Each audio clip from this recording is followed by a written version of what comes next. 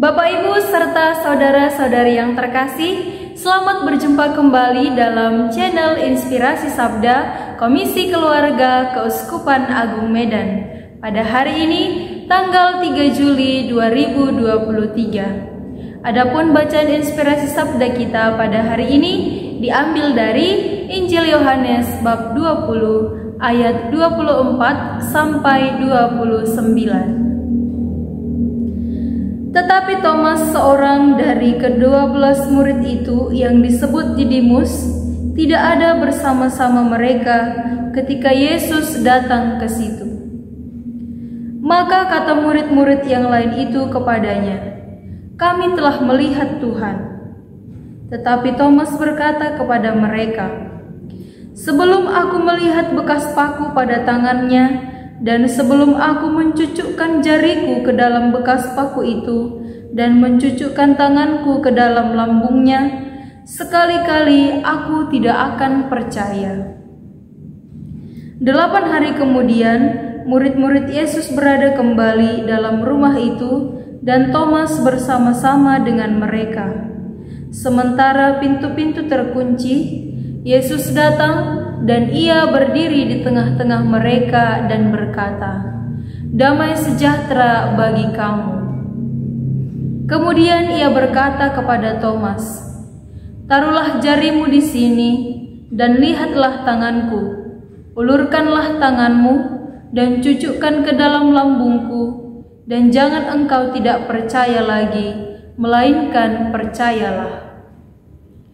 Thomas menjawab dia, "Ya Tuhanku dan Allahku."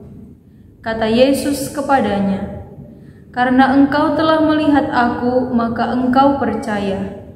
Berbahagialah mereka yang tidak melihat, namun percaya." Demikianlah sabda Tuhan. Terpujilah Kristus. Pertanyaan bisa timbul dari ketidaktahuan ataupun keraguan. Karena tidak tahu atau ragu, kita bertanya agar menjadi tahu dan percaya. Kita kerap kali dinasihati untuk tidak mudah percaya pada sesuatu yang kita lihat dan dengar.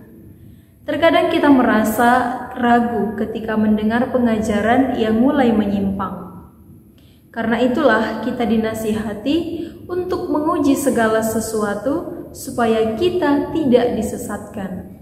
Jadi, jika ada orang yang bertanya atau butuh diyakinkan karena ingin mencari jawaban, kita diingatkan untuk tidak buru-buru menghakiminya sebagai orang yang bodoh. Bapak, Ibu, serta saudara-saudari yang terkasih, hari ini gereja merayakan Pesta Santo Thomas Rasul, di mana acap kali kita menilai Santo Thomas ini sebagai sosok peragu. Ia ragu ketika para murid memberitahukan kepadanya bahwa mereka telah melihat Tuhan setelah kebangkitannya. Seperti para murid lain, Thomas masih berduka dan tergoncang. Ditambah lagi bahwa ia sedang tidak bersama para murid ketika Yesus menjumpai mereka di pertemuan pertama.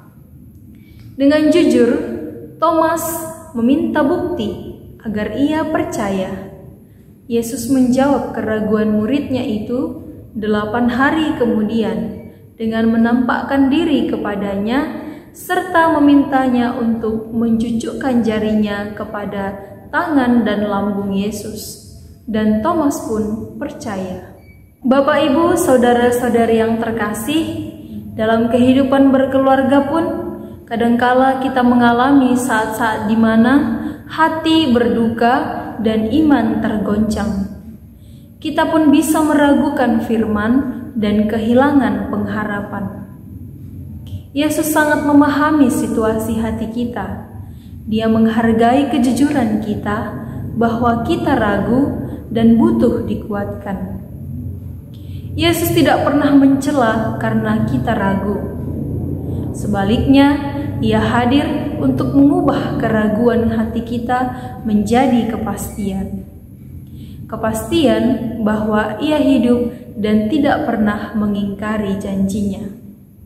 Mari Bapak dan Ibu, kita senantiasa berserah dan berpengharapan akan segala kebaikan dan kemurahan hati Tuhan dalam hidup kita. Semoga, amin.